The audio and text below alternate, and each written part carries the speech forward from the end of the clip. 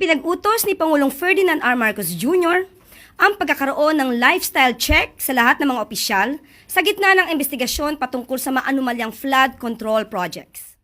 Ito ang inanunsyo ni Presidential Communications Office Undersecretary at Palace Press Officer Claire Castro sa ginanap na press briefing sa Malacanang nitong Miyerkules. Aniya, magsisimulang ipatupad ang lifestyle check sa mga opisyal ng Department of Public Works and Highways. Gayunman, nilinaw ng opisyal na bawat ahensya ng pamahalaan ay may kapangyarihang magsagawa ng lifestyle check sa ilalim ng kanilang nasasakupan. Nang tanungin kung paano masisiguro ang independensya ng investigasyon, lalo't ang mga ahensyang iimbestigahan ay siya ring magsasagawa nito, sagot ni Castro. Asahan po natin dapat at bigyan po din natin sila ng karampatang tiwala. At kapag pinakita din tayong anomalya sa kanilang pag-iimbestiga, magiging questionable rin po ang kanilang pagtatrabaho at malamang masama rin sila sa pag-iimbestiga.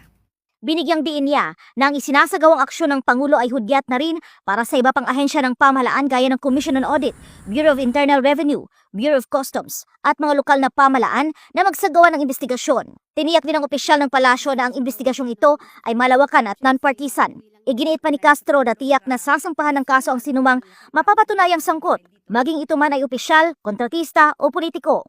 Magdidemanda po talaga sa sampa ng kaso ang dapat masampa ng kaso.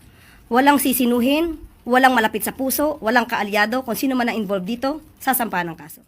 Nilinaw naman ng Palace official na wala pang eksaktong timeline kung kailan may isasampa ang mga kaso laban sa mga sangkot sa naturang irregularidad sa mga proyektong flood control.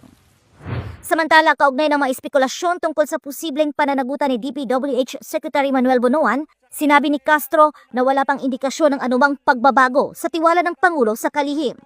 Sa ngayon, wala naman pong nababanggit na anuman ng Pangulo. So kung meron man magiging aksyon patungkol kay Secretary Bonoan, hintayin na naman po natin. Pero as of the moment, nandiyan pa rin po ang trust niya.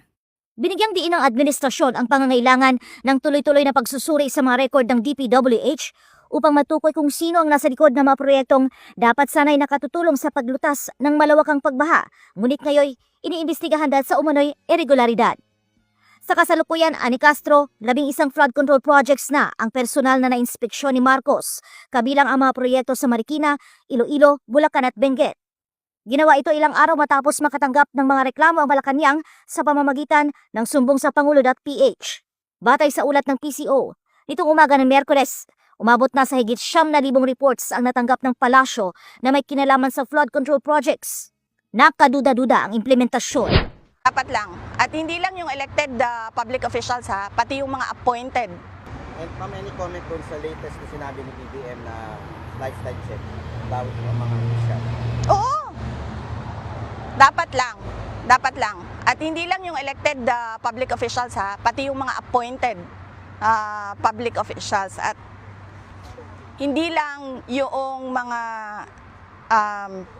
yung on the surface na sasabihin natin kung ano yung nakalagay sa salin, dapat deep dive kung sino yung mga dummy.